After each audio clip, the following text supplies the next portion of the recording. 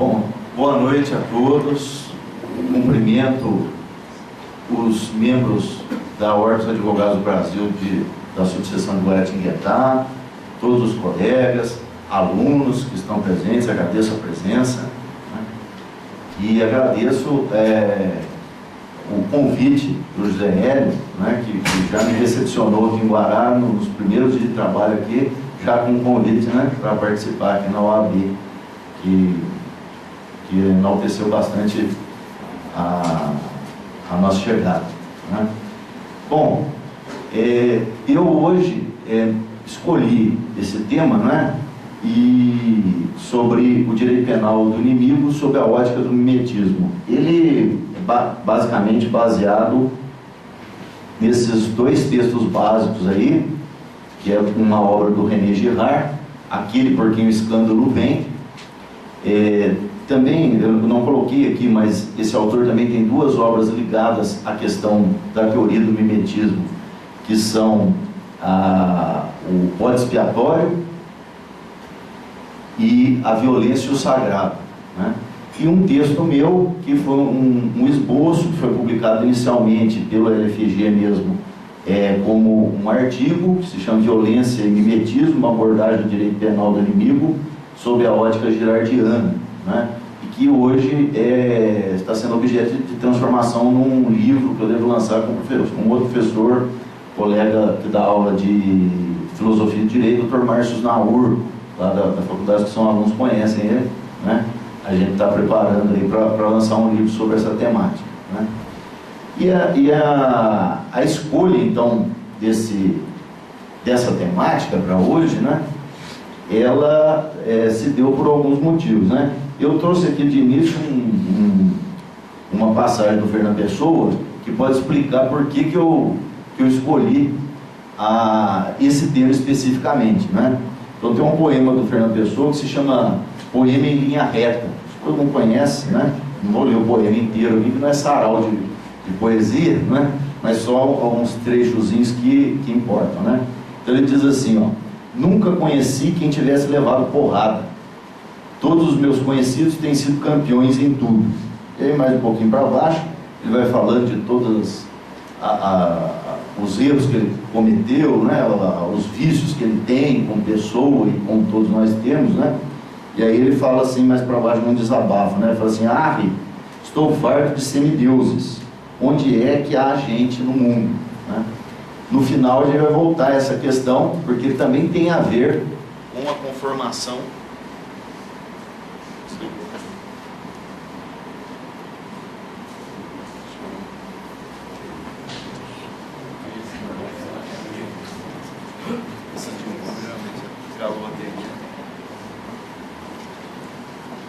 Podemos ir continuando, né? Falando mais um pouquinho.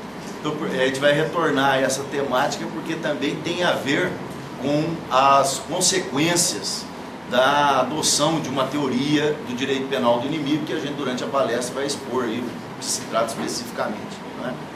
Mas, de início, né, como introdução, eu falo dessa passagem aí do Fernando Pessoa como a razão de eu ter escolhido o tema. Por quê, né? Porque diferentemente de boa parte das pessoas, que esse poema ele aborda bem isso, né? A gente sempre gosta de contar as nossas vitórias, né? De contar todas as vezes que a gente se saiu vitorioso, se deu bem, né? Dificilmente você vê uma pessoa,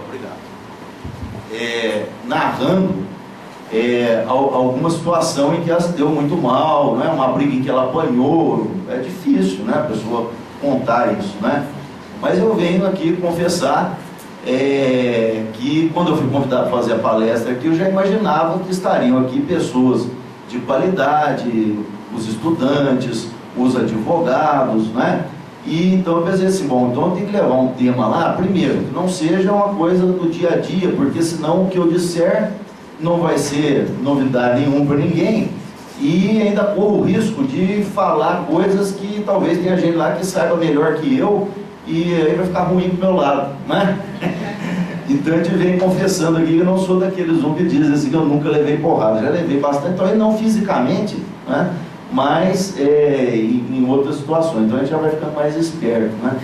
E é uma orientação, inclusive, da chamada nova retórica, né, que hoje se recupera essa arte do argumento, da argumentação, do falar em público, que ficou durante muito tempo muito mal vista, né? Você falava assim, fulano é retórico, quer dizer, é um cara que quer enganar, ele fala as coisas para te convencer, mas nem sempre da verdade, não é? Então carregou essa pecha durante muito tempo, mas a partir do redescobrimento aí do Aristóteles, com o estudo científico mesmo que ele faz da retórica, a gente já tem autores hoje como o Sean Perelman, né, que falam da retórica hoje com seriedade, como a arte da argumentação, que é sempre necessária, né, e os advogados, quem lida no direito sabe muito bem disso, né. Uma das orientações para que toda vez que você vai falar para um público é você conhecer o público, né, e então adequar o seu discurso a esse público. Então basicamente foi isso que eu fiz, né, numa situação de conveniência. Por que conveniência? Porque esse é um tema, não digo tanto o direito penal do inimigo, que talvez muita gente conheça, mas essas teorias do mimetismo e a ligação entre essa filosofia e o direito penal do inimigo, enquanto teoria do direito penal, ela é muito pouco explorada, tanto que não há nenhuma obra, não há nenhuma bibliografia a respeito. Esse artigo meu é o primeiro, e esse livro que a gente vai lançar vai ser o primeiro, então por isso que eu peguei, né? Que é uma coisa nova, então é mais fácil para que eu me movimente nela, né? E também pela relevância do tema, logicamente, né? Não é que não é um tema bobo, um tema poderia passar em branco, né?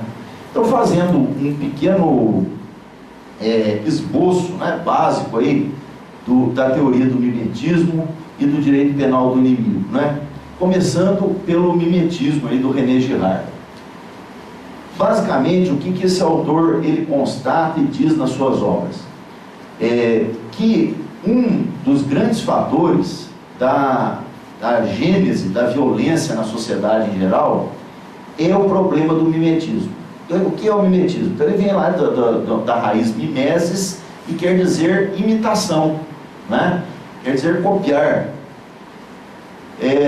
O Girard, ele basicamente aponta duas formas de mimetismo que são identificáveis com o fenômeno da violência. Uma é de caráter individual e a outra de caráter coletivo. Então ele aponta o desejo, por exemplo, de ter as coisas dos outros, né? Quando eu vejo uma pessoa com posses, com uma boa condição social, né? E eu, ao ver isso, quero ser igual, né? Então esse é um movimento psíquico, né? Mimético, quer dizer, eu quero imitar o outro, eu quero ser igual ao outro. Isso é um sentimento assim bastante comum, né? E desse sentimento muitas vezes pode brotar a violência, que pode chegar desde os crimes patrimoniais, né? Ou talvez essa seja uma das grandes motivações mesmo dos crimes patrimoniais, até mesmo ao homicídio, que é o crime mais grave que pode existir, né? Então isso no nível individual. Mas também o René Girard, ele aponta esse mimetismo, esse fenômeno, em nível coletivo, e especificamente quando esse mimetismo individual, intersubjetivo, ele se alastra de uma forma muito forte em dada sociedade, ao ponto de levar a uma situação meio que caótica já. Nessa situação, ele constata um fenômeno que é historicamente realmente demonstrável, né? Que é que aquela população ela se una em torno de um indivíduo ou de um grupo apontado como o culpado por todos aqueles males que aconteçam, e aí aquele tecido social que estava totalmente esgarçado pela violência intersubjetiva, ele se refaz e ataca um inimigo comum, que aí então vem a teoria, que tem até o segundo livro dele lá, que eu falei para vocês no começo, que é chamado de bode expiatório. Então um bode expiatório que vai responder por todos os pecados, por todos os erros daquela sociedade. Ele é o culpado e ele normalmente é assassinado ou destruído numa reação também mimética, só que agora não é eu imitando o outro e tendo raiva desse outro. Não, é um grupo de pessoas se unindo em torno de um comportamento ou um pensamento único, que é o de destruir aquele grupo ou aquele indivíduo que é apontado como bode expiatório, né? Bom, resumidamente é isso, depois a gente vai aprofundar um pouquinho mais. O direito penal do inimigo, ele já é uma construção teórica que tem como principal precursor um autor alemão chamado Günter Jacobs, né? Ele aparece com essa teoria em 1985, né? O direito penal do inimigo, num primeiro momento, né? Ele aparece com o Günter Jacobs num formato de mera descrição, né? E até de crítica, né? Lá em 1985, mas depois o discurso do próprio Jacobs, ele se torna um discurso legitimador, e basicamente essas são as três visões que se tem do direito penal do inimigo dentre os vários autores que trabalham com ele, né? Alguns se limitam a descrever o fenômeno, né? Outros fazem a descrição do fenômeno e a crítica do fenômeno. E alguns procuram legitimar, quer dizer, defender realmente a aplicação, a adoção desse chamado direito penal do inimigo. Bom, o que é esse direito penal do inimigo, né? Em que ele consiste? Então, resumidamente, o que o Jacobs defende é o seguinte, que a sociedade ela seja dividida em duas categorias básicas: os cidadãos e os inimigos. O cidadão, ele seria aquele indivíduo que obedece às leis, cumpre as leis, pelo menos em regra. E, eventualmente, esse cidadão, ele infringe as leis, inclusive penais, tá? Mas isso é uma coisa eventual, esporádica na conduta desse indivíduo e principalmente na personalidade dele. A outra categoria seria dos inimigos, ou seja, seriam pessoas que apresentam, com relação à ordem jurídica, né, à ordem estatal,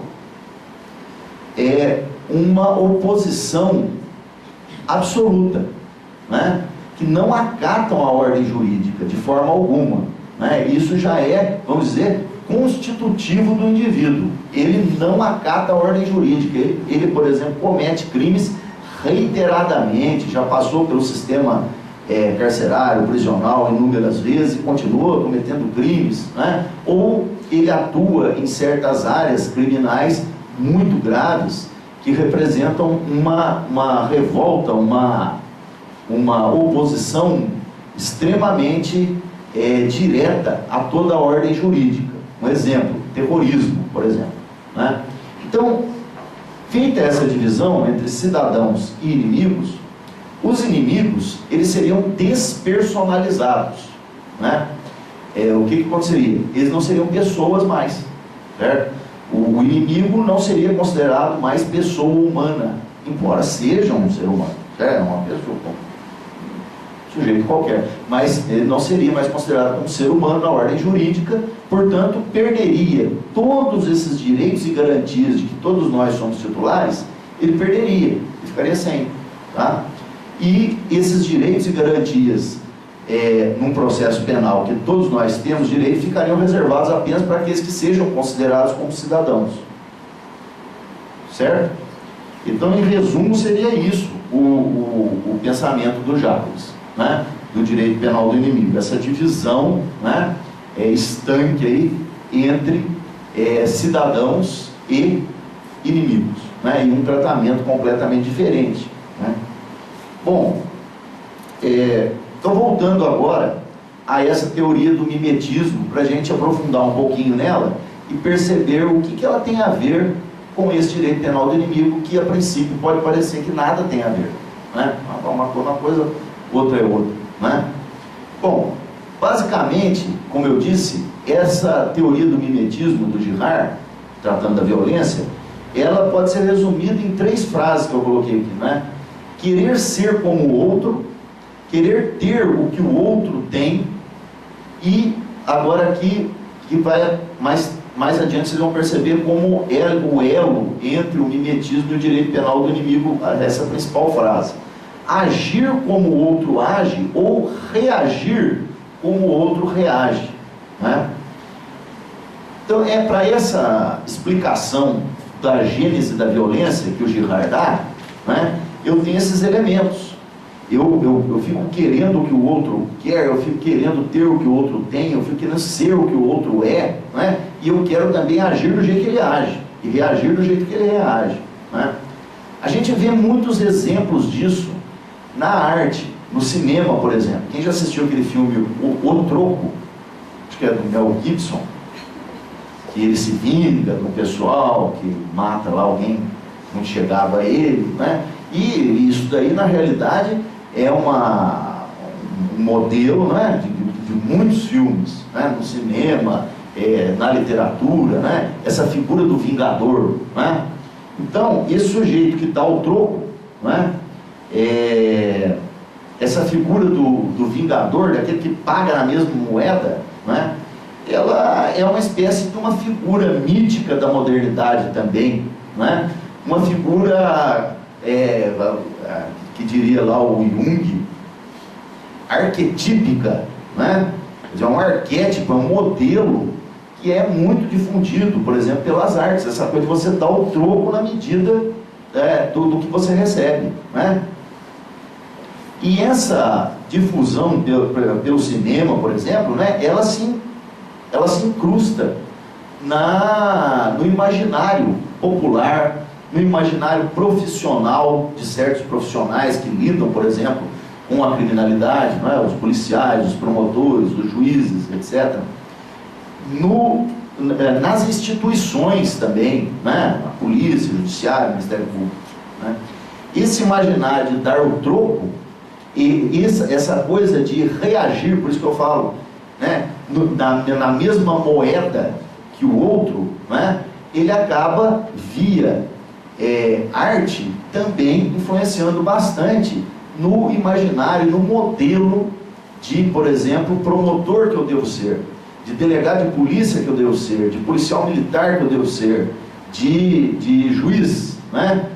Ou de investigador de polícia que eu devo ser, né? Eu fico com aquela imagem do vingador, do sujeito que vai lá e dá o troco, né? E aí a gente já vai sentindo essa aproximação, né, tanto da gênese da violência com o mimetismo, essa imitação do outro, né? O outro é violento, então você também. Aliás, eu preciso ser, porque senão eu não sou um bom profissional, né? Com o direito penal do inimigo como uma construção teórica maior, né? Tem uma passagenzinha do René Girard aqui que eu vou ler para vocês verem como ele descreve esse mecanismo do mimetismo como gerador da violência. Os homens são expostos a um contágio violento que desemboca frequentemente em ciclos de vingança, em violências em cadeia evidentemente semelhantes, porque todas se imitam, desculpa. É por isso que digo, o verdadeiro segredo do conflito e da violência é a imitação desejante, o desejo mimético e as rivalidades ferozes que ele engendra, né? Bom, aí o que vai acontecer?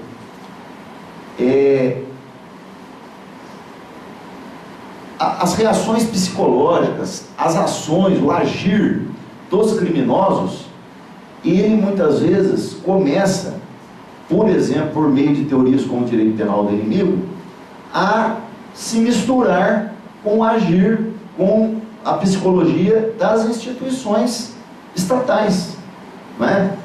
Quando eu começo a defender uma tese de que eu posso pegar certas pessoas e dizer assim, olha, vocês, embora tenham nascido de uma mulher, né, sejam seres humanos, não nasceram de um cachorro, nem nada, seria de uma cadela, né? Não nascer de um cachorro, ninguém nasceria, né?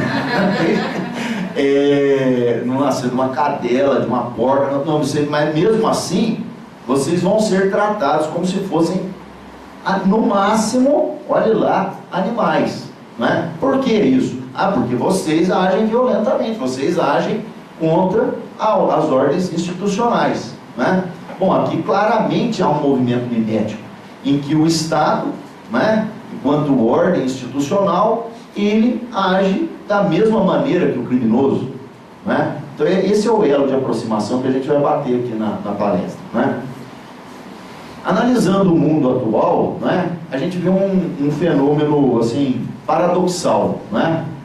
E que reforça a teoria mimética aí do Girard, que ele falava isso já lá bem para trás, há muitos anos atrás, né? Qual esse paradoxo que reforça a teoria mimética hoje como gênese da violência? É o seguinte, é uma certa contradição que há no mundo moderno, contemporâneo, né, vamos dizer assim. É que esse mundo nosso atual, ele é, ao mesmo tempo, massificado, homogeneizado.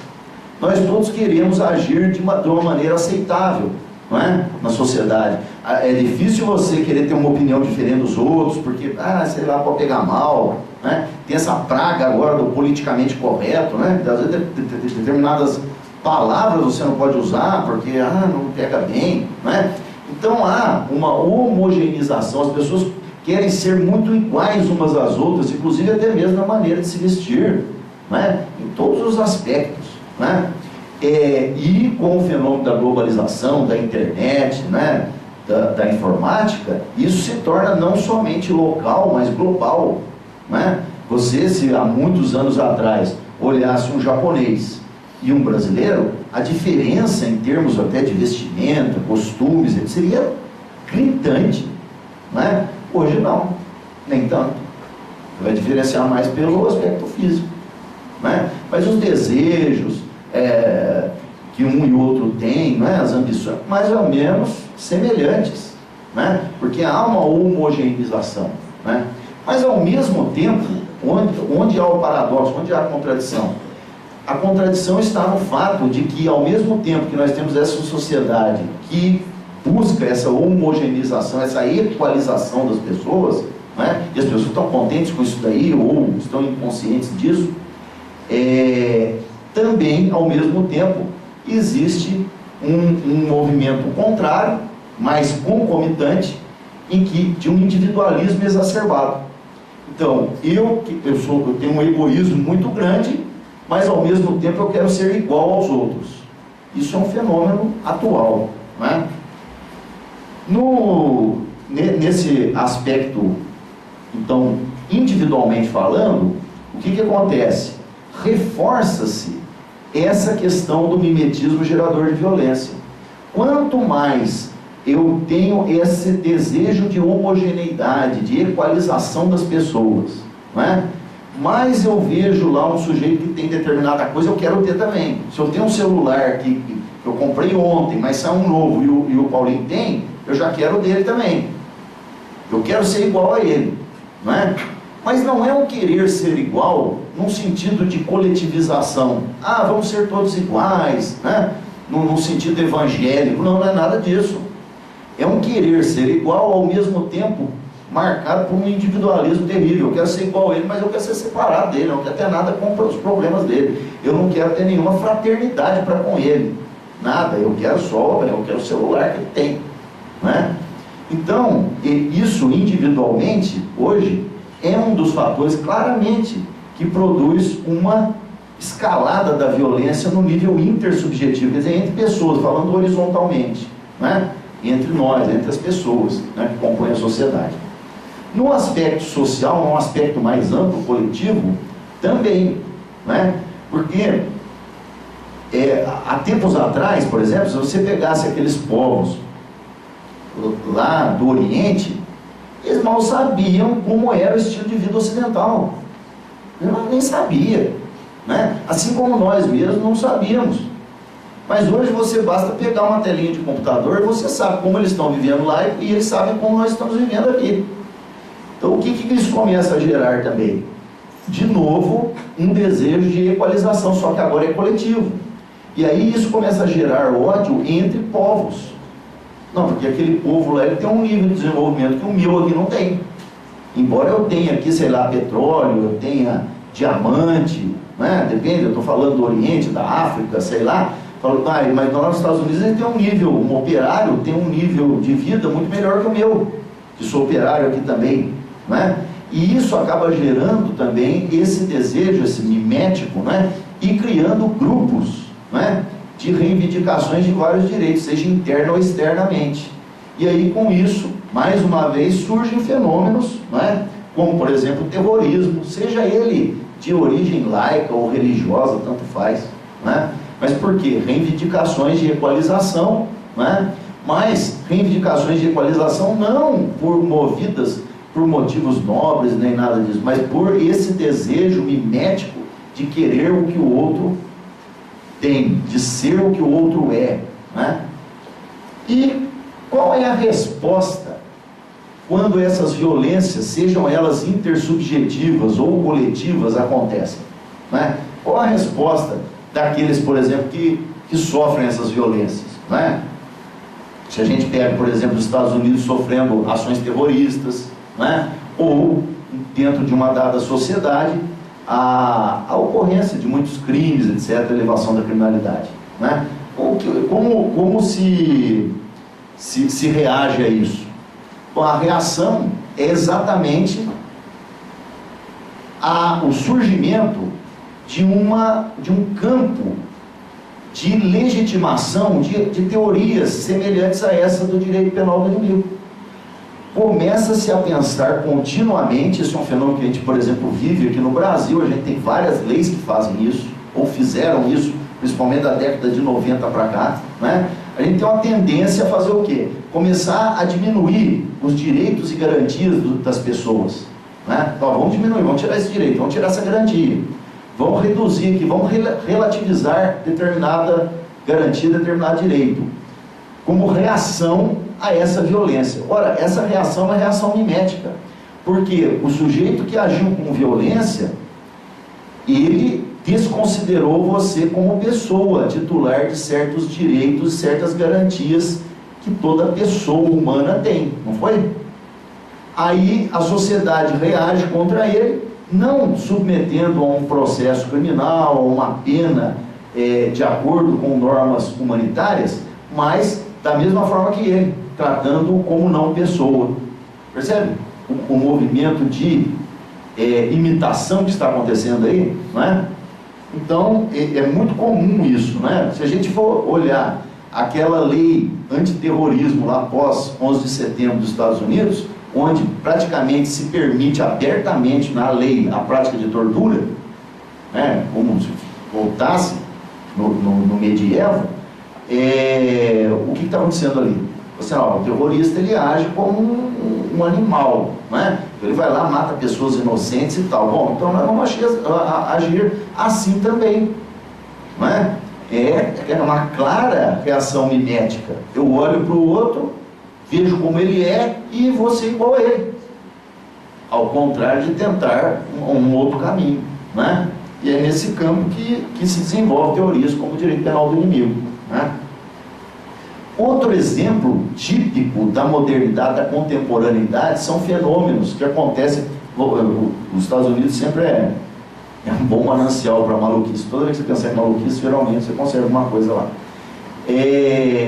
Essas chacinas em escola, né, que o sujeito entra na escola, mata todo mundo, não sei o quê, né? Se a gente olha pela ótica girardiana, a gente explica tranquilamente aquilo ali, né? Hoje fala-se muito nessa coisa de bullying, né, tal, e geralmente esses sujeitos que fazem isso daí são aqueles que foram vitimados por essa situação. Agora, você olhando pela ótica girardiana, do mimetismo, o que você vê acontecer ali claramente? O sujeito é vítima, no primeiro momento, de violência, discriminação, de humilhação, etc. Ele vai sofrendo aquele impacto.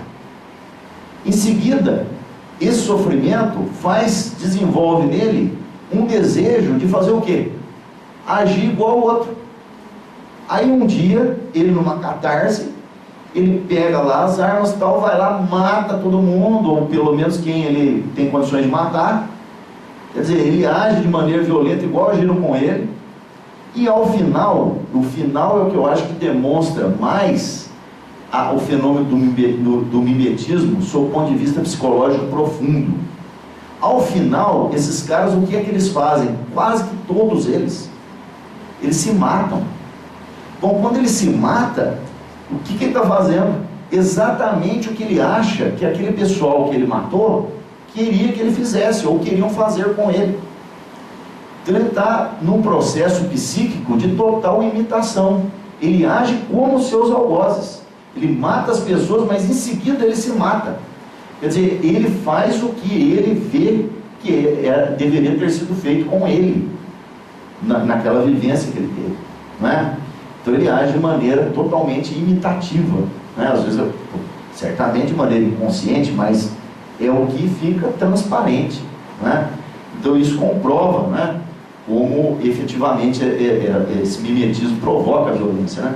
E mais uma comprovação ainda lá nos Estados Unidos. Com esses fenômenos, aparece lá um sujeito que é presidente de uma sociedade lá que chama, olha o nome da sociedade, Sociedade do Rifle, né? Ele aparece e fala o seguinte, assim, não, a solução, logo após essa última chacina que teve lá, assim, a solução para acabar com isso daí é o seguinte, é colocar em todas as escolas um contingente enorme de guardas armados. Bom, mas isso é tipicamente um mimetismo, né? Quer dizer, tem gente entrando nas escolas e dando tiro lá dentro, agora a gente põe mais um guarda armado aqui, que é para ter um tiroteio mesmo, né? Quer dizer, a grande solução para a violência é mais violência, né? Então, quer dizer, não, e a gente não tem esses exemplos aqui já surgindo no Brasil tranquilamente, né? Então o caso Realengo é idêntico, não é verdade? Aqui no estado de São Paulo, os massacres que ocorreram entre policiais, não é a primeira vez, né? Entre policiais, forças policiais e indivíduos do crime organizado ou não, né? E vice-versa, né? Os sujeitos do crime organizado matando policiais. O que é isso, senão uma reação mimética desses dois grupos, né? Então, um policial mata um bandido, o bandido mata um policial, e assim um ciclo vicioso de violência interminável por imitação, por um processo imitativo, né? Tem uma passagem de um autor que escreveu isso daí em 1967, veja bem, né? É um autor francês chamado Alec Melor. Ele fala assim: não é, pois, impunemente que o Estado emprega os mesmos procedimentos dos criminosos para lutar contra o crime. Por uma imitação ineludível, os criminosos imitarão, por sua vez, o Estado, né? Então esse ciclo vicioso que a gente vê acontecer, por exemplo, aqui no estado de São Paulo, onde você tem criminosos matam policiais, depois o policial mata o criminoso, e aí aquilo vai e vem interminável, né? Claramente é um fenômeno onde você vê o mimetismo atuando na prática, né? E ele cria um ciclo interminável, né, praticamente, de violência, né? Bom, o próprio René Girard, né, ele diz que nessas, como eu já adiantava, né, nessas violências intersubjetivas, né, acaba chegando a uma situação caótica, de sentir uma espécie de anomia, quer dizer, ausência de normas, né, uma bagunça total, né. E nesse momento, então, o que é que acontece, né? Tem que haver alguma válvula de escape, né? E aí é quando a gente vai pular do mimetismo individual para o coletivo e o surgimento da figura do bode expiatório, né? Aquele que vai pagar por toda essa violência interindividual que vinha acontecendo. Então tem uma outra passagem dele aqui que ele descreve essa situação, né? A sociedade ela vai suportando esse grau de violência intersubjetiva até um momento em que isso estoura, e aí então uma parcela dessa sociedade muito grande se une contra uma outra parcela menor, ou até mesmo um indivíduo só, né? Que passa a ser aquele considerado culpado e onde se vão descarregar todas as culpas, né? Então ele diz assim: todas as sociedades humanas, sem exceção, têm tendência a se transformar sob o efeito de sua violência interna. Quando isso se produz, elas dispõem de um meio de restabelecimento que escapa a elas mesmas e que a antropologia nunca descobriu. A convergência espontânea, mimética, de toda a comunidade contra uma única vítima. o bode expiatório, original, em que todos os ódios se descarregam, sem se difundir catastroficamente ao redor, sem destruir a comunidade. Essa ideia do bode expiatório, de um momento em que a sociedade vai eleger, por exemplo, os inimigos, e eles vão ser os culpados de tudo, e a gente tira todos os direitos dele e mata tudo, né? E aí a gente acha que isso vai resolver, né? Na verdade não resolve, vai passar esse ciclo e vai voltar daqui a pouco o ciclo de violência interindividual, e depois volta de novo. Essa coisa é cíclica, né? Ela é cíclica na história, o René Girard demonstra, né? No Brasil, em Guaratinguetá, né? Será que foi ele que primeiro falou isso? Não, a criminologia, ela já estuda essa questão do bode expiatório e da identificação da sociedade com o infrator, né, desde muito tempo, né? Tem outros autores, né? Hayek, Alexander, Stubb, tem um autor chamado Paul Herold, que estuda já o fenômeno antes do Girard, no campo específico da criminologia, né? Eles se baseiam na teoria freudiana da projeção, né? Em que eu projeto no outro os meus próprios males, né? E aí então eu passo a querer a punição do outro a qualquer custo, né?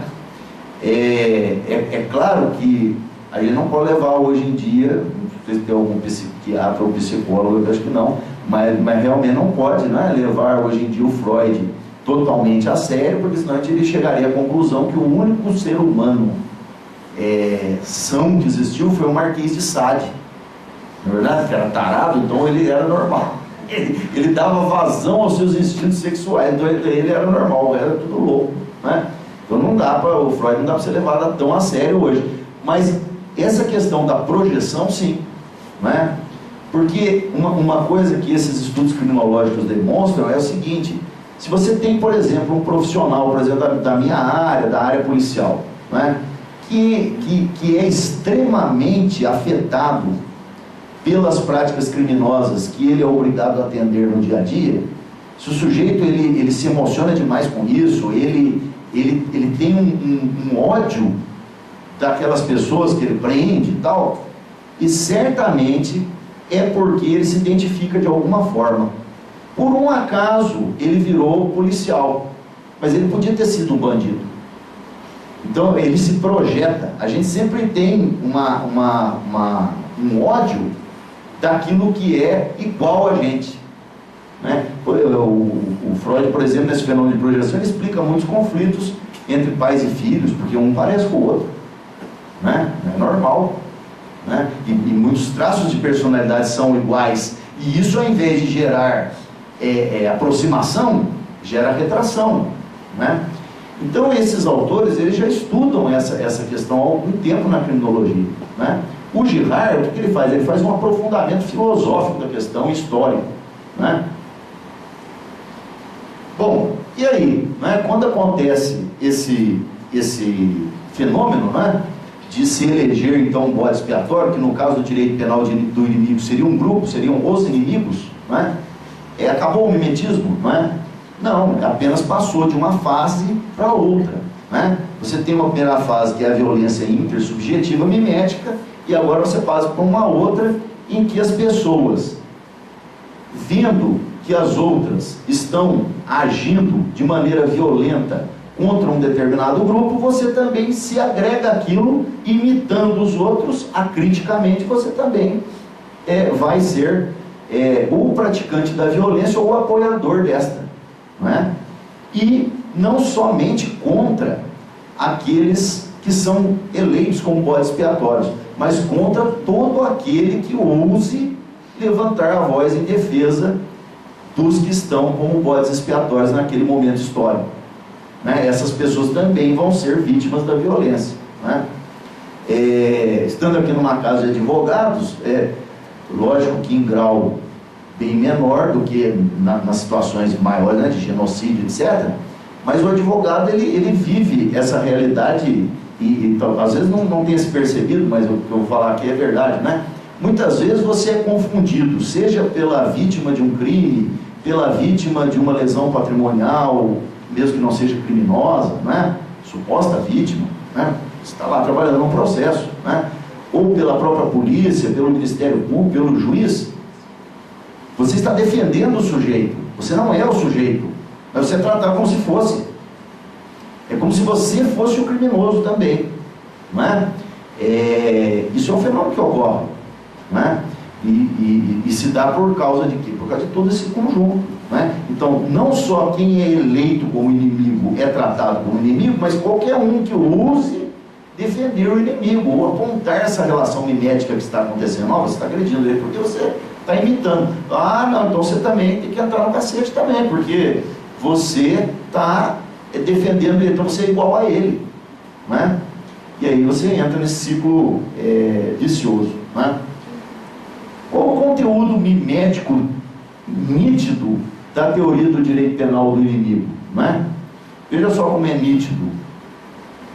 O suposto inimigo, então, seria essa pessoa que discorda, né, internamente, de maneira muito forte, do ordenamento jurídico. Ela não aceita as normas de convívio social. Então ela nega o ordenamento jurídico, não é isso? Ela fala, eu não quero obedecer a nada disso, eu tenho as minhas próprias normas, ela nega. Bom, vem o direito penal do inimigo e aconselha o seguinte: aqui o Estado olha para essa pessoa e fala assim, olha, você nega? Ah, então tá negado. Então você não faz parte mesmo da sociedade nossa aqui. Veja só, o que você está fazendo? Na verdade, o direito penal do inimigo, ele faz com que o próprio criminoso, ele dite as normas sociais. Porque ele fala que não faz parte da sociedade e a sociedade fala, ah, então tá. É isso mesmo, você não faz parte da sociedade. Nega a ele os direitos e garantias que ele mesmo viola e não respeita. Fala assim, ah, então também não vou respeitar. Não é? Aí está o conteúdo claramente imitativo, não é? do direito penal do inimigo. O Estado imitando, não é, o criminoso. O Estado se rebaixando ao criminoso.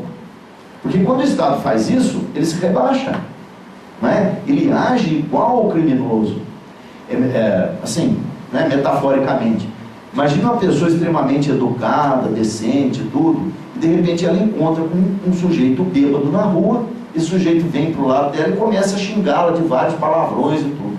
É uma senhora, não é? Educadíssima e tal. Será que é bonito que ela vire para o bêbado e comece a xingá-lo com os mesmos palavrões que ele xinga? Não. Não é verdade? Mas se ela faz isso, ela está agindo de maneira mimética. Então, agora, se isso não é legal, não é uma coisa bonita de se ver numa senhora, bom, você imagine o Estado, enquanto instituição, se transformar nisso daí, num simples imitador dos criminosos. Então, o criminoso, ele despreza os direitos e garantias das pessoas, né? Eu não respeito o seu patrimônio, eu não respeito a sua vida, eu não respeito a sua liberdade, etc. Aí vem o Estado e fala assim, olha, eu também não respeito a sua condição humana, eu não respeito o seu direito à vida, eu não respeito o seu direito a nada, você não tem garantia nenhuma, né? E pior, né? Estou falando criminoso, mas veja, esse direito penal do inimigo, ele vai se instalar numa fase ainda muito inicial, que já vai ser na fase em que se está investigando. Então eu não sei se o sujeito é criminoso ou não ainda, mas eu já tiro os direitos dele todos. Isso aí, por exemplo, no Brasil, seria quando? Na fase do inquérito já começa. Veja, é muito cedo. Né? Ainda se isso fosse pensado para execução penal, vamos lá, né? Mas não seria um ideal, mas tá, tudo bem. Mas não, eu vou retirar todos os direitos e garantias de uma pessoa já na fase em que eu estou simplesmente investigando, eu nem sei se ele é o inimigo, né? Ah, mas ele já é tratado tal qual. A ideia é essa, né? Então, logicamente que é uma teoria perigosa, não é? E que deriva de um ciclo de violência, que é aí, então, a ligação, que é denunciada pelo René Girard, não é? É uma teoria que se submete a isso, né? Que ela faz o quê? Um mimetismo do mal, né? Ela despreza o caminho do bem, não é? ela despreza a virtude em prol do vício, né? Tem uma passagem do Sêneca que diz assim, né? Onde houver um ser humano, aí haverá oportunidade de fazer o bem. Não, mas dentro de um pensamento de teoria do direito penal do inimigo, você vai desprezar isso daí. Você vai preferir aderir ao vício que ele, criminoso, por exemplo, pratica. Você, vou fazer igual a ele, ao invés de você fazer o bem. Não quer dizer que você vai afagar o criminoso, não quer dizer isso, que ele não deva ser punido, não, mas que ele tem que ser tratado, principalmente enquanto ainda é suspeito, como um ser humano qualquer, não é? Mas não, você vai abrir mão dessa possibilidade, né? Tratando então essa pessoa como não pessoa, né?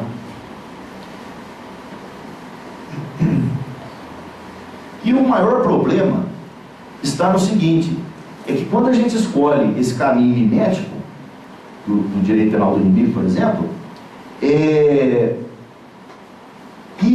admite que os direitos e garantias individuais desses chamados inimigos, desses rotulados, né, inimigos, eles sejam retirados, na verdade, você está permitindo que esses direitos sejam retirados de você mesmo.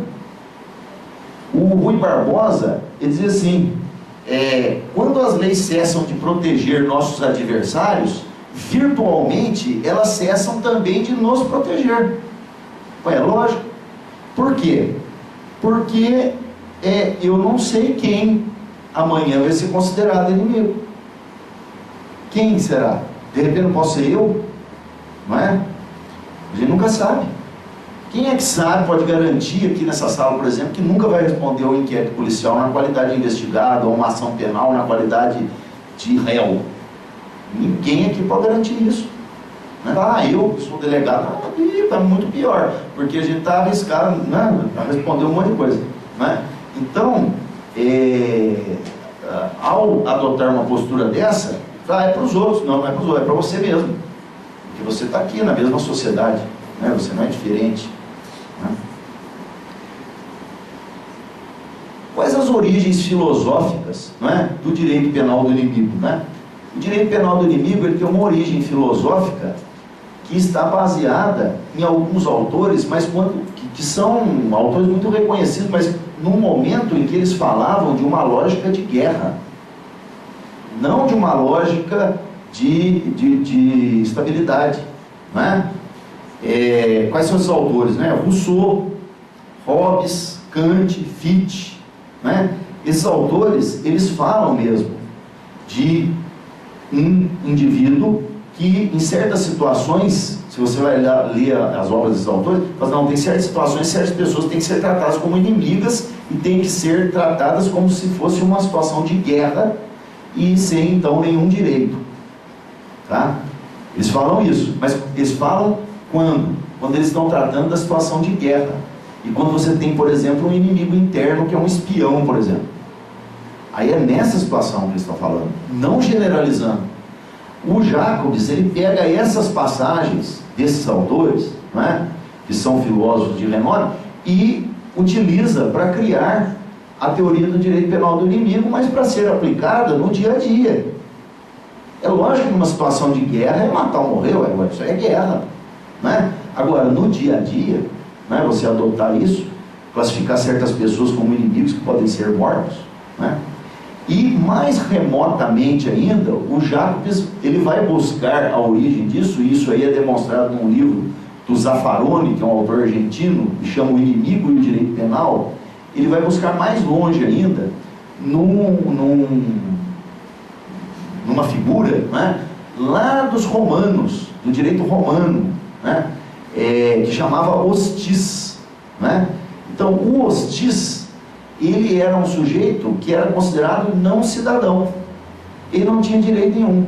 Se você era declarado hostis, era o seguinte, as pessoas saberiam que qualquer um, por exemplo, se você saísse na rua e encontrasse com um sujeito desse, você estava estressado, você podia matar ele. Era isso que acontecia. Essa figura existiu historicamente. Então, obviamente que essas pessoas, elas saíam, né, do convívio social e viviam isoladas. porque senão qualquer pessoa poderia até matá-las na rua assim, sem por nada, certo? Se ela tivesse uma propriedade, você poderia ir lá e tomar, e pronto, virava sua. Eles não tinham absolutamente direito nenhum, o sujeito que era declarado dessa forma, no direito romano. Era pior do que um escravo, porque o escravo, a partir de a partir de um momento histórico do direito romano, ele passa a ter direitos também. Ele passa, por exemplo, a não poder ser morto pelo senhor dele assim, sem nenhum motivo, né? O hostis não, né? Mas tem um detalhe: a figura do hostis jamais podia ser um cidadão romano, era sempre um estrangeiro, que eles chamavam de bárbaro. Um sujeito desse, se cometesse alguma infração, poderia ser condenado a esse tipo de penalidade, mas um romano de verdade, não. Agora, o que o direito penal do inimigo propõe é que, por exemplo, a gente está isso no Brasil e um brasileiro pode ser considerado assim, numa situação não de guerra, mas numa situação normal, no século XXI, e não lá antes de Cristo, né? Então são situações muito diferentes, né? Mas basicamente as origens, né, do direito penal do inimigo são essas, né? Tanto o mimetismo, né, como o direito penal do inimigo, eles têm uma correlação lá com a tragédia grega e com os mitos, né? Então na tragédia grega sempre aparece a figura desse tal bode expiatório. Sempre tem um indivíduo naquelas histórias que você vê, por exemplo, Édipo, né, que é um sujeito que comete algumas condutas que são muito graves, e nele todos os ódios da sociedade são descarregados, né? Então o Édipo, ele comete incesto, ele comete o parricídio, né? E aí a sociedade, ele mesmo se cega, né? E ele é expulso, né? Como não cidadão mais, né, grego. Aquilo tudo não é somente uma história, né? Um filósofo, eu não gosto muito dele, mas nesse ponto ele é um dos melhores analistas que tem, o Nietzsche, né? Ele estuda lá profundamente a tragédia grega, né? E ele diz assim, olha, e o próprio Girard fala isso no livro Bode Expiatório, ele fala: a tragédia grega, ela é o retrato de coisas reais que aconteciam naquela época. Então ela é uma espécie de um simbolismo, né? E a gente pode perceber claramente isso, porque se daqui a milhões de anos as pessoas virem as novelas, elas vão, e praticamente as tragédias encenadas na Grécia, elas eram o correlato da novela. Aí a gente vê como a gente caiu, né, a humanidade, não é verdade? Se alguém ver as novelas, talvez não tenha percepção, mas se for estudar mais profundamente, vai ver que elas são um certo retrato da sociedade que a gente vive, né? Então ele fala, não, isso aí é um fundo de verdade aí. E quando as pessoas assistiam aquilo segundo o Nietzsche, produzia o que ele chama de uma catarse, quer dizer, uma liberação de vários sentimentos de culpa, de ódio e tal, que se descarregavam sobre aquele indivíduo ali na tragédia, né? Então era uma espécie de maneira de sublimar esses sentimentos para exatamente evitar que essa prática de escolher uma pessoa e destruir não acontecesse na sociedade real. O surgimento da tragédia, então, ele tem como uma das suas origens teatralizar, dramatizar um fato que acontecia historicamente. Agora você veja, aí a gente retorna, vem num retorno querer eleger bodes expiatórios hoje, afastá-los de toda a segurança social e penalizá-los por todos os males sociais que existam, né? Mas na prática, não é um teatrinho, né? Contradizendo essa mensagem da tragédia grega, porque a mensagem que a tragédia grega passa para a gente é assim: o infrator, aquele que praticou uma conduta desagradável, ele tem que ser destruído, ele tem que ser pulverizado. Ele é alguém que tem uma força e deve ser combatido pelo coletivo, né? Essa é a mensagem da tragédia grega, esse pensamento do bode expiatório. O que é que muda esse pensamento? Qual o fato histórico, né? O cristianismo. na figura do Cristo. Cristo é um exemplo claro de bode expiatório. Se você for em qualquer missa, o padre vai falar, olha, ele veio para tirar o pecado do mundo, não é assim? Ou então ele é crucificado lá, ele é massacrado, por quê? Para que o pecado que todo mundo cometeu vá embora com ele. Então ele é sacrificado dessa forma, né? Só que a religião usou uma expressão um pouquinho menos mal cheirosa, né? Porque bode fede, não é verdade? Então ele chama o Cordeiro de Deus, né? Mas é a mesma coisa, o raciocínio é o mesmo, né? Veja só, mas qual a diferença da paixão de Cristo para um médico, né?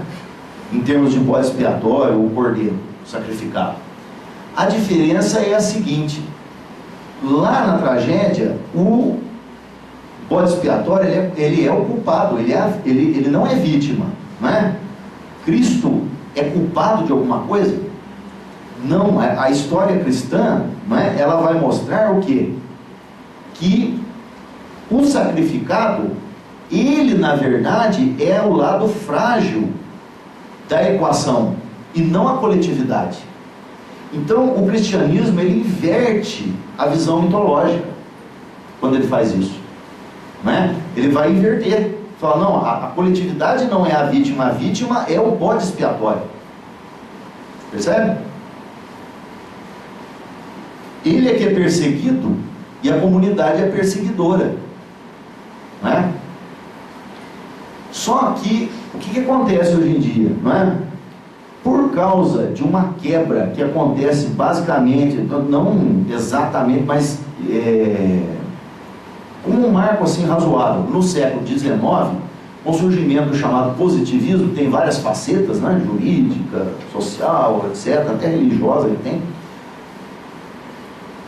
Há um desprezo para os outros saberes, né? A gente tem o saber filosófico, o saber religioso, o senso comum, que é importante também, né? O bom senso, a ciência e a lógica matemática, né? Deixar a lógica matemática de fora, mas os outros saberes, o senso comum, a filosofia e o saber religioso, eles, com o surgimento do Augusto Comte lá no século XIX e outros positivistas, eles são postos como saberes assim, nem saber, isso aí não serve para nada, isso é superstição, isso é ignorância, no caso do senso comum, não é? Isso é discussão inútil, no caso da filosofia, o que importa é a ciência, né? O único saber válido é a ciência. Com isso, o que acontece? Esses saberes, por exemplo, essa representação, por exemplo, dos mitos, da religião, né? Que a gente tira do cristianismo, eles são saberes que começam a ser abandonados, por exemplo, quando a gente vai estudar qualquer ciência, inclusive o direito. E aí, a gente perde muito com isso. Por quê? Porque a gente não percebe sequer a origem histórica do momento que nós vivemos, inclusive na área do direito processual penal, por exemplo. A gente não enxerga isso, a não ser que vá buscar numa pesquisa muito aprofundada. Olha só, primeira coisa que não se enxerga, o conceito de pessoa que o direito penal do inimigo pretende categorizar, fala assim, não, o direito, as normas vão dizer, é um favor para você ser pessoa, é um favor do Estado. Ah, você é pessoa, você não é, né? Você tem que ganhar esse favor, tá? Esse conceito, ele surge, ele não existia antes, ele surge exatamente com o cristianismo. Quando Cristo faz essa ligação do homem com Deus, essa ligação divino-humana, que antes do cristianismo não existia, existia um Deus lá e o homem aqui separado, só adorando, mas não uma união entre os dois, Cristo é o elo, não é? Aí é que se fala, inclusive a palavra persona, não é? Aí que você vai falar nisso, né? A pessoa, o ser humano como pessoa humana, não é? Então isso tem origem no cristianismo, né? Depois, os movimentos humanitários, eles se apropriam desse conceito do cristianismo e como que cospem no prato que comeu. Esquece. Fala-se hoje em dignidade de pessoa humana e tudo, como se isso fosse algo criado com a Revolução Francesa. Não é verdade. Muito pelo contrário, a Revolução Francesa, com praticamente todo o movimento revolucionário que pretende criar um mundo melhor, supostamente, um paraíso terrestre, ela acabou no quê? Assassinato, cortando a cabeça de um monte de gente, inclusive do Robespierre, que era um dos chefes da Revolução, pô. Não é? Fala liberdade, igualdade e fraternidade. Talvez liberdade, igualdade um pouquinho, mas fraternidade nada, é zero. Então, esses movimentos, né, humanitários, o iluminismo, então eles se apropriam desse conceito de pessoa humana, que na verdade surge no cristianismo com essa inversão do mito, né?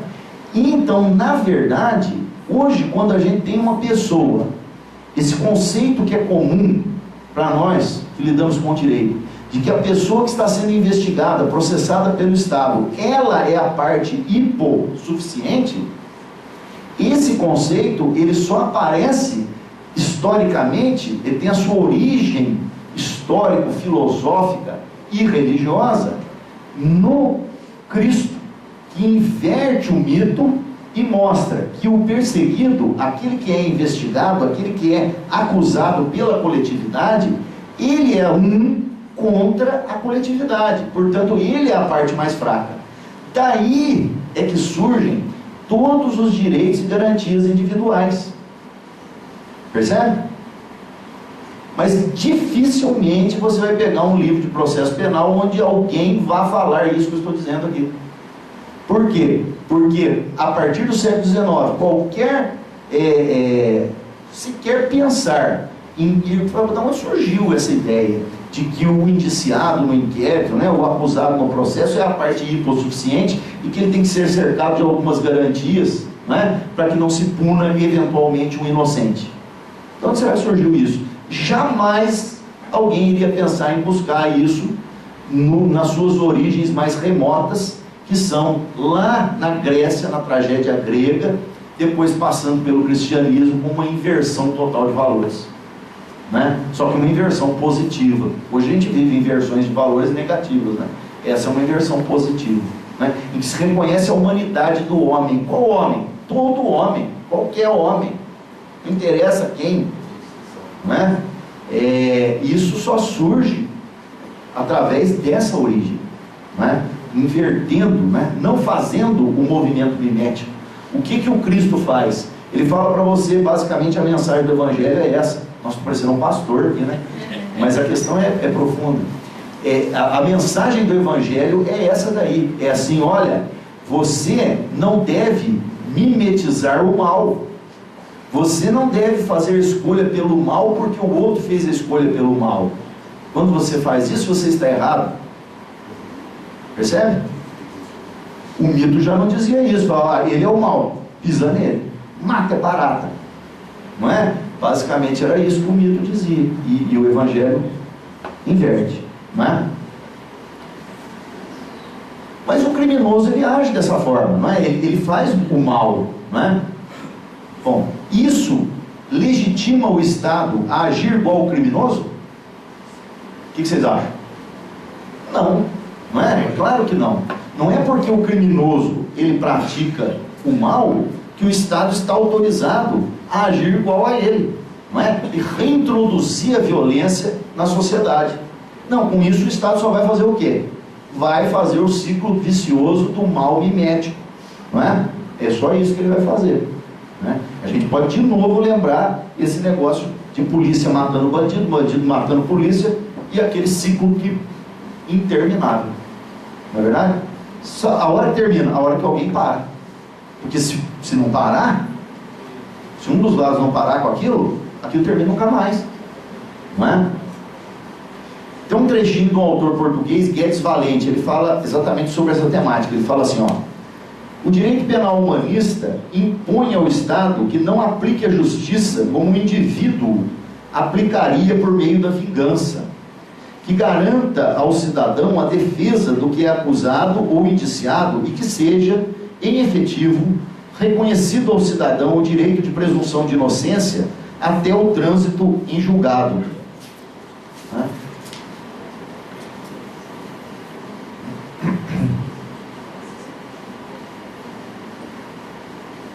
Mas o que acontece é que, com essa repulsa, né, a tudo que é religioso, ao ponto de que, veja, eu mesmo aqui falando, eu falei, parece que eu estou falando igual um pastor, mas veja, na realidade, para a gente poder fazer um debate ou falar de alguma coisa de maneira mais aprofundada, a gente só consegue fazer isso através da interligação dos saberes. Eu não sou capaz, como ninguém é, de falar profundamente sobre nenhum tema me baseando somente, por exemplo, naquela ciência estrita, né, ou no saber científico somente, e deixando de lado, desprezando saberes como a religião, como a filosofia, né, de jeito nenhum, né? Mas então, só que aconteceu esse fenômeno, né? E houve então um afastamento, por exemplo, do mito da religião.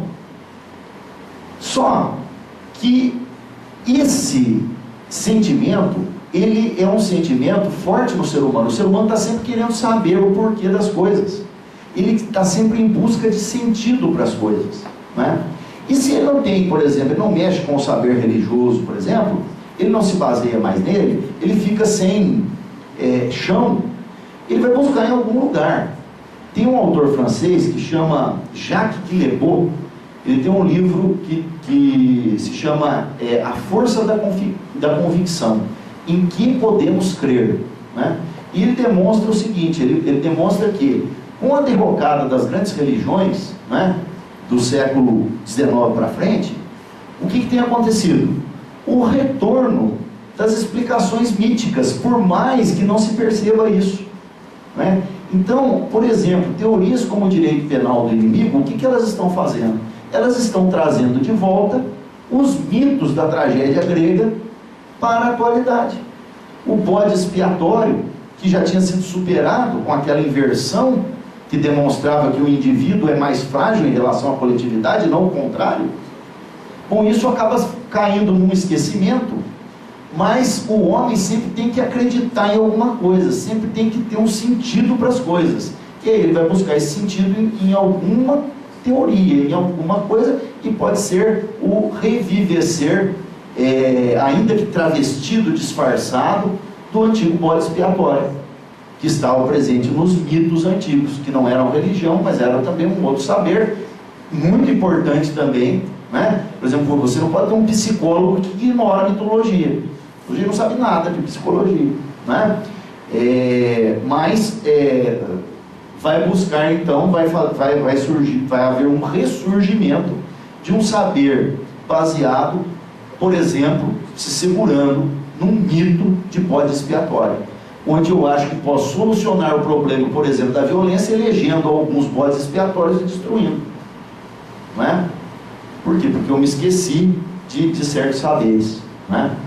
O Alfredo Teles Júnior, ele tem um livro também que chama A Folha Dobrada, né? Ele fala para a gente o seguinte, isso é uma abolição para nós que lidamos na área jurídica, né? Ele é um dos maiores juristas brasileiros. Ele diz assim, olha, o jurista, ele é basicamente um humanista, ele lida com a vida humana, né? E ninguém tem condição de ter todas as experiências na vida, né? Exemplificando, né? Ninguém é capaz de viver, por exemplo, um momento de extrema coragem e essa mesma pessoa ter vivido também, ter a experiência de um momento de extrema covardia, né? A gente experimenta uma coisa ou outra, ou na maior parte das vezes, a gente fica na chamada mediocridade, que é o meio, né? Esse é o destino de quase todos nós, né? Mas, então, como é que para ser um bom jurista nós podemos fazer? Porque para ser um bom jurista a gente tem que conhecer a humanidade, né, por dentro, de maneira profunda, se possível. Ele fala assim, o único instrumento não são os livros de direito, é a literatura, porque são obras produzidas por pessoas de alta sensibilidade, que embora não tendo vivido todos aqueles acontecimentos, que na maior parte são fictícios, mas os descrevem para a gente de uma maneira muito acessível. E aí então você, lendo, conhecendo as histórias da humanidade, você vai conhecer o humano aos poucos, não é? E é verdade, a gente na literatura encontra muitos ensinamentos que nos ajudam a interpretar, a aplicar o direito, né? Eu coloquei aqui uma passagem do Dostoiévski, num livro dele que chama O Idiota, né? Então o sujeito está discutindo sobre pena de morte. Aí num dado momento ele fala assim, ó, ele é indagado por que ele é contra, né? Aí ele fala assim, não matarás, né? Que é um mandamento, né? Não matarás, mas porque ele matou, vou eu matar? O assassinato em virtude de uma sentença é mais espantoso que o assassinato cometido por um criminoso. Isso é uma passagenzinha. Bom, do que ele está falando aqui? Exatamente disso, que a sociedade, o Estado, ele não pode agir mimeticamente ao criminoso. Se o criminoso mata, eu mato também, não é? É basicamente isso que ele está dizendo, lá atrás, há muito tempo, não é? Será que matar, destruir, retirar todos os direitos das pessoas, tratá-las como animais, tratá-las como não pessoas, né, é uma função do direito? Obviamente que não, né? A função do direito é do quê? Pelo contrário, de proteção, né? De proteção das pessoas, de proteção dos bens jurídicos e de equilíbrio na sociedade, né? Eu cito de novo aqui esse autor português, o Guedes Valente, né? Ele fala sobre isso daí, ó. A função de equilíbrio imposta por um direito penal humanista e de garantismo evita a aniquilação dos polos contraditórios. Uma demasiada proteção da sociedade por meio de supertutela de bens jurídicos gera a inocuização ou aniquilação do membro da comunidade que não agiu conforme o direito. E a desmedida e ilimitada proteção ou intocabilidade do cidadão que lesionou ou colocou em perigo de lesão bens jurídicos individuais e difusos geram o caos societário e a nihilificação de todos os direitos e liberdades. Então, o que ele está falando? Ele está falando exatamente de que o direito, ele tem que buscar sempre um equilíbrio, não é? Nem tanto ao mar, nem tanto à terra. Ele está dizendo assim, você não pode ter um direito penal, como o do inimigo, por exemplo, que dá uma ênfase muito grande à defesa dos bens jurídicos, mas não garante nada em relação a quem é acusado de ter praticado uma lesão. Não pode ser assim. Agora, também não pode ser de outra forma. O exagero do outro lado também é ruim. Você ter um direito penal e processual penal que torna o indivíduo, seja ele quem for, totalmente intocável. Bom, porque aí, dessa forma, também você não estará defendendo bens jurídicos, porque aí, intersubjetivamente, as pessoas poderão lesionar umas às outras e serem intocáveis pelo Estado. Então, o Guedes Valente está falando do quê? Que é preciso ter um equilíbrio, né? Certo? O direito penal do inimigo, como várias outras teorias, de que expediente ele se vale para conseguir que você possa pensar sequer em acatá-lo, né? Ele se vale da dessubjetivação das pessoas, tornar as pessoas não sujeitos, mas coisas. A gente fala reificação ou coisificação do humano, né? É exatamente isso que ele propõe. Ele fala, olha, nós vamos matar essa gente sem julgamento, sem nada, nós vamos destruir essas pessoas, nós vamos prender perpetuamente essas pessoas sem dar direito nenhum de defesa para elas, sem nada, e lá na execução da pena também vão ser tratados como animais. Mas é o seguinte, estou falando pessoas? Eu estou errado, não são pessoas, né? Tem um psicólogo, ele se chama Francisco Ramos de Farias, ele escreveu um livro que chama assim, Afinal, Por que Matamos? É uma pesquisa da Unesp, né? Então a explicação que ele dá, uma das explicações é que a gente mata os outros exatamente num momento em que nós não vemos o outro como um ser humano. Se a gente parasse um segundo para pensar que ele é um ser humano, a gente não mataria, mas a gente naquele momento está enxergando ele como um monstro ou como um animal, e aí a gente consegue matar. É por isso que pais de família no nazismo, bons pais de família, não eram monstros, tratavam bem dos seus filhos, do seu cachorrinho e tudo, mas eles durante o dia davam um tiro na nuca de uma pessoa sem a menor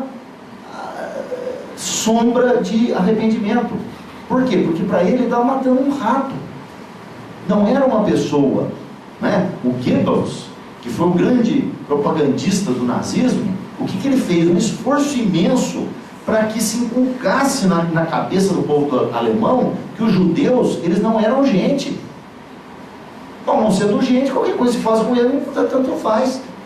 Não é verdade? Ninguém fica apavorado se eu disser assim, ontem eu matei uma galinha. Vocês iam ficar, nossa, o Cabete é violento, hein? Não, não é verdade? Mas se eu digo, ontem eu quebrei, a gente quer o pescoço da galinha, eu quebrei o pescoço de uma pessoa e fui tomar café, ou seja, é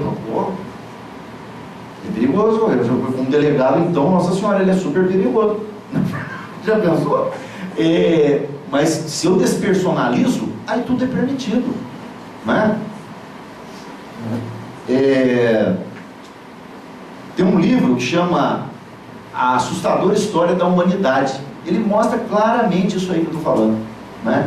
Todos os grandes genocídios na África aconteceram muitos, né? Aquelas etnias africanas, elas chamavam umas às outras de baratas na língua, no dialeto da região. Não chamavam pelo nome, o tu, tal, não, barata. E o outro chamava o outro também de barata. Aí por isso que ia lá um monte de gente com facão e cortava a cabeça dos que eram de outra etnia. Claro, é barata. Na verdade, eu subi uma barata em casa agora de noite, o que eu faço? Eu dou uma chinelada nela. Não é verdade?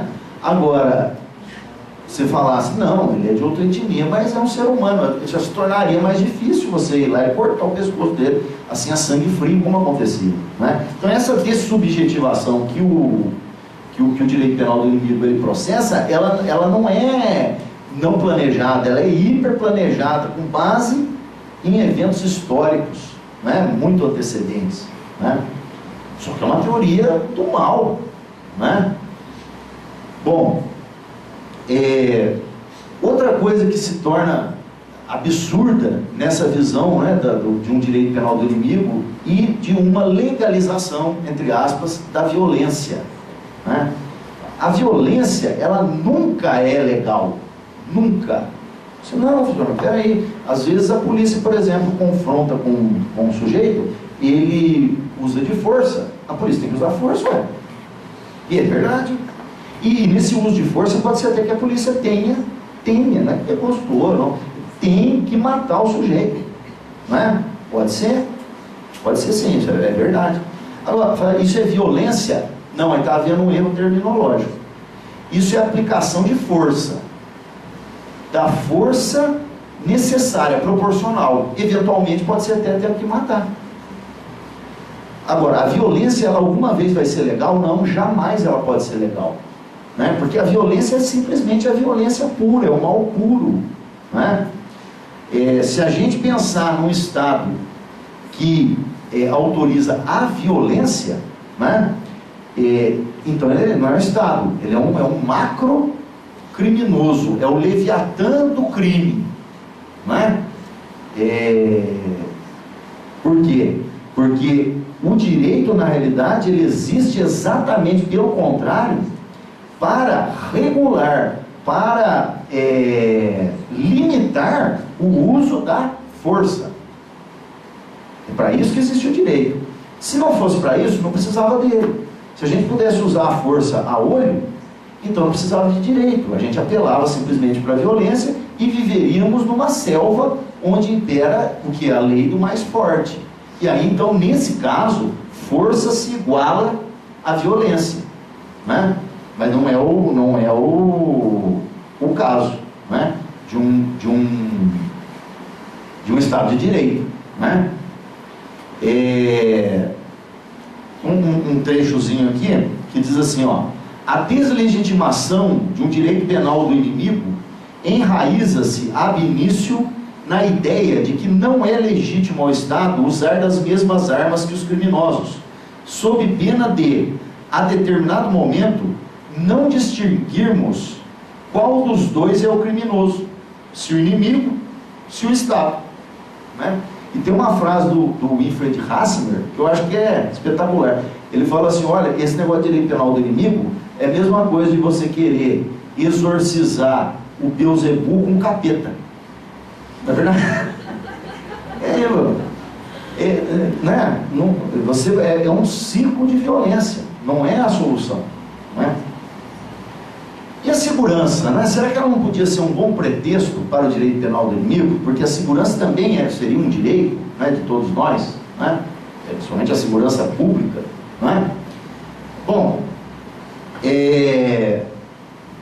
esse apelo para a segurança, dentro do discurso do direito penal do inimigo, ele é muito forte. E ele é um argumento forte por causa de um sentimento forte de todo ser humano, que é o medo.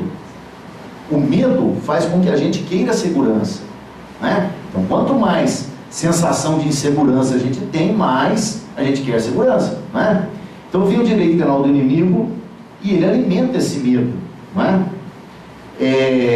Só que tem uma coisa que a gente tem que compreender, que esse direito à segurança que todos nós temos, ele é um direito que não é um direito em si mesmo, ele é um direito instrumental.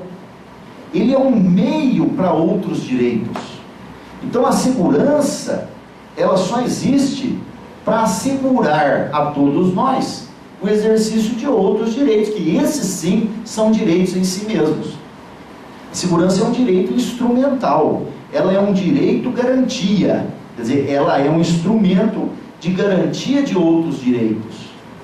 Né? Você não pode, quando você sobrepõe a segurança a outros direitos individuais, assim de maneira como uma regra, não em uma situação proporcional, né? O que acontece? Você desvirtua tudo.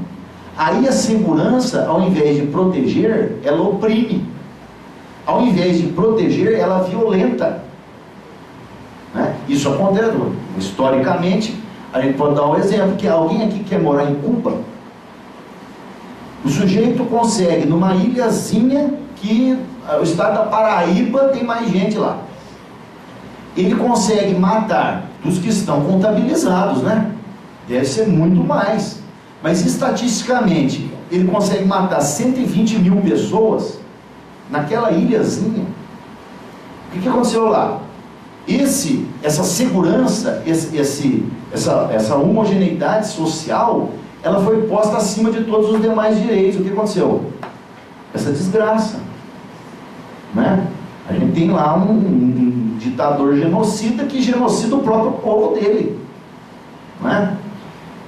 Por quê? Por causa dessa distorção, de não perceber essa segurança, essa estabilidade como não um fim em si mesmo, mas um instrumento para a consecução de outros fins, né?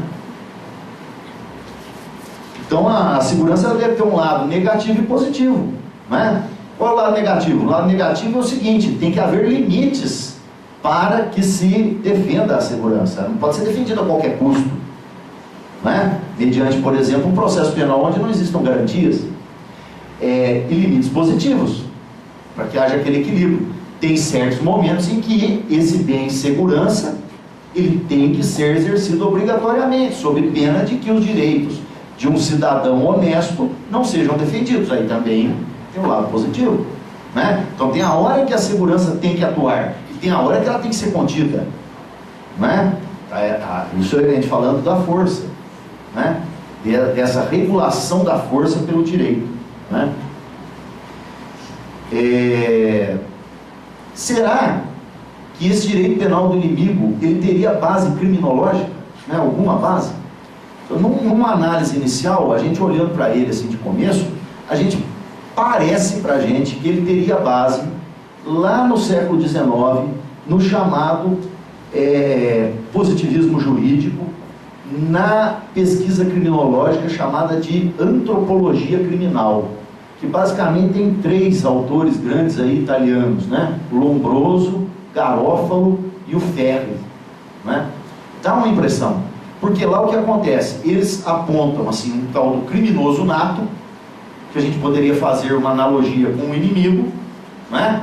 Só esse cara, criminoso nato, ele tem umas características, só que tem umas características físicas, né? Que demonstram que ele nasceu para ser criminoso. Bom, e aí o positivismo, nessa época, a antropologia criminal, ela tinha um lado que parecia muito benemérito, porque ele dizia assim: olha, O criminoso, coitado, ele não tem nenhuma responsabilidade com os atos que ele pratica. É igual um cachorro que morde. Ué, cachorro morde. Entendeu? Ele tem culpa de morder. Não, eu vou prender o cachorro que mordeu os outros. Não, vou prender o dono, né? Porque foi decidioso, cara, não, o cachorro não é? Mas, não, o criminoso é assim, coitado. Ele nasceu para isso, não é culpa dele, é determinista, né? A teoria. Só por outro lado, ele nasceu assim, então qual é a solução? A solução é a seguinte, ou uma ou outra. Ou a gente inocuiza o indivíduo, que quer dizer para tornar inócuo, colocar preso pro resto da vida, nunca mais solta. Ou então a gente faz melhor, mata. Então por um lado, ele não é culpado, tadinho, corta o pescocinho dele, né? Basicamente é isso, né? Mas será que o direito penal do inimigo ele tem realmente base criminológica? No positivismo não tem. O direito penal do inimigo ele não tem nenhuma base criminológica, e esse é um dos fatores terríveis dele, porque ele é algo que lida com o que? Direito penal, olha o nome, direito penal do inimigo, né? Mas não se preocupe em nenhum momento em buscar qualquer base criminológica para ele que seja, nem que fosse o positivismo jurídico do século XIX, nem que fosse antropologia criminal, mas ele não tem nada, ele não faz referência a nada disso. Basicamente, o que o direito penal do inimigo tem de característica? Duas. Ele é um movimento político e funcional, funcionalista. Ele faz parte do pensamento chamado de funcionalista. Então é uma posição política, em primeiro lugar. Política em que sentido? Nesse sentido decisório. Fala assim, olha, nós vamos decidir aqui quem é inimigo e quem não é. Quem é inimigo vai ter um tratamento, quem não é inimigo vai ter outro. É cidadão, não é? Política. É funcionalista. Por quê? Porque não procura nenhuma forma de legitimar a pena, nem o direito penal. Nada. Se aproxima muito. O Jacobs, em alguns momentos, ele até cita o Hegel, que é um autor que praticamente inaugura esse pensamento funcionalista, que é o seguinte, ele vai falar assim, olha, o que o Hegel fala? O que é a pena para o Hegel? Ele fala assim, a pena é a negação da negação do direito. Falando assim, fica meio confuso, né? Mas é o seguinte, ó, eu sou criminoso, então eu furtei, por exemplo, vamos supor, né? Quando eu furtei, o crime de furto, ele tem uma mensagem subliminar por trás dele, porque na verdade ele descreve a conduta, né? Subtrair coisa alheia a modo. Mas ele não está mandando você subtrair, tá? Não, por trás disso está dizendo, não subtraia, não é isso? Bom, quando eu subtraio, eu nego o direito. Vem a pena para negar a minha negação. Fala assim, não, você está errado. Então o Hegel, ele resume a pena a isso. Fala assim, olha, a pena é a negação da negação do direito. Ela serve apenas para reforçar, para demonstrar a validade da norma. É isso que o Hegel diz. E o que o Jacobs diz? A mesma coisa. É praticamente uma cópia. O Günther Jacobs diz exatamente isso. O que legitima a aplicação de uma pena a uma pessoa? Nada. É só o fato de que tem a pena. Tem uma norma, a pessoa infringiu a norma, aplica a pena. Ou seja, o direito se autolegitima. Bom, nada se autolegitima. Nada. A não ser nós mesmos. A nossa existência, ela se autolegitima. Porque se você parar e pensar assim, por que eu existo? Se você é ateu, tentar achar um motivo para você existir, você não vai achar em lugar nenhum. Se você é religioso, você vai falar, Deus me criou. Tá bom, até aí você chega. Agora, por quê? Não sei, sinceramente. Não é verdade? Então a gente realmente, a gente existe porque existe. A única coisa que existe porque existe é o homem. Lei não existe porque existe, você tem que ter uma motivação para ela, você tem que ter uma legitimação. Ela não pode se autolegitimar. Isso daí, em retórica, é um vício. É um discurso enganoso que a gente chama de falácia, né? Que vem de falax, que é mentira no latim, que se chama o quê? Petição de princípio. Quando eu faço uma afirmação e através da própria afirmação eu quero provar a afirmação, se chama petição de princípio. Falar a lei, ela tem que existir porque porque ela é lei. Ué, então eu não justifiquei coisa nenhuma, não é? Mas é isso mesmo, é só dentro de um pensamento desse, estritamente político e funcionalista, é que pode se erigir uma teoria dessa, em que eu posso pegar uma pessoa que ela sim se autolegitima como ser humano, preste ou não preste, não é? A Constituição veio de 88, não veio? Não teve um monte de leis que não foram recepcionadas pela Constituição? Diz o Supremo que a lei de imprensa não foi, não é verdade? Agora, será que tem algum ser humano brasileiro que não foi recepcionado pela Constituição? O senhor Fernandinho Beiramar não foi recepcionado. Não. Ele se autolegitima como ser humano. Agora, se ele presta ou não presta é outro problema. Se ele cometeu uns crimes e tem que ser aplicadas penas para ele, isso é outra questão. Não é? Mas no direito penal do inimigo, não. É como se essa condição autolegitimante do ser humano, ela se transformasse num favor do Estado. O Estado, Dilma, vai te dar esse favor. Fala assim, olha, você é gente. Ah, é? Ah, graças a Deus. Acho que não é mais, não. Então, me ferrei.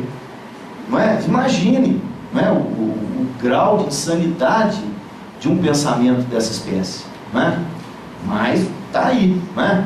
O Pablo de Molina, que é um criminólogo aí espanhol, que sempre escreve aqui para o Luiz Flávio Gomes, aqui no Brasil, tudo, ele diz assim, sobre o direito penal do inimigo: um distanciamento do direito penal da investigação criminológica, porque é isso que o direito penal do inimigo faz, ele é puramente político e funcional, não é?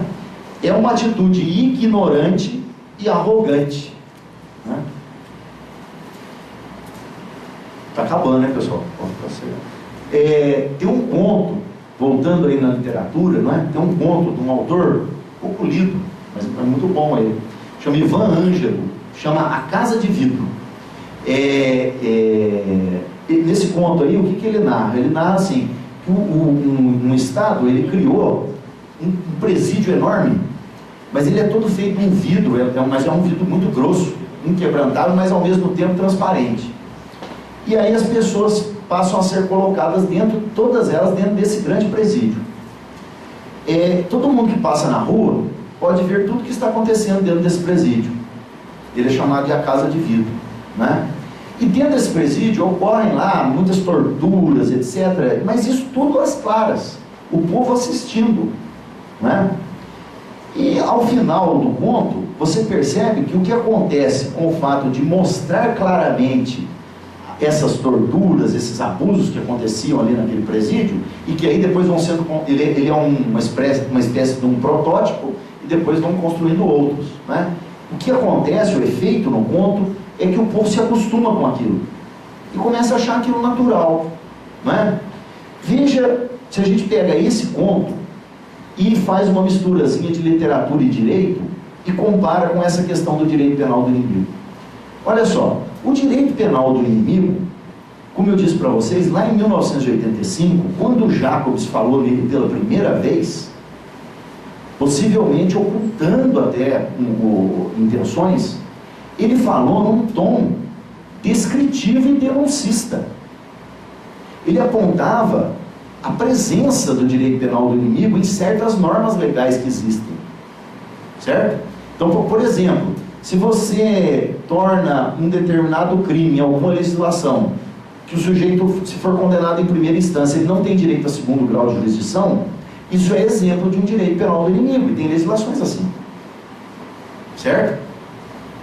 Então, o Jacobs, ele no começo ele faz isso, ele entra descrevendo, falando, essas são as características, vejam como ele já está presente no direito, no mundo, aqui tem essa lei, ali tem aquela, ele faz isso. Então, estar presente o direito penal do inimigo em menor ou maior medida em qualquer ordenamento jurídico, ele está. A gente no Brasil tem algumas normas de direito penal do inimigo. Quer ver uma? Um avião recebe ordem para pousar. Ele não obedece, a gente não sabe bem por quê, né? Pode abater. Isso claramente é uma norma de direito penal do inimigo, é uma coisa de guerra isso aí, né? Bom, então ele está presente. Está presente de forma marginal. Está presente dessa forma aqui que eu estou aqui falando para vocês, que isso daí é uma espécie de direito penal do inimigo, e ele sofre uma crítica enorme da doutrina, por exemplo, brasileira. Percebe? Agora, quando vem o próprio Jacobs num discurso legitimante,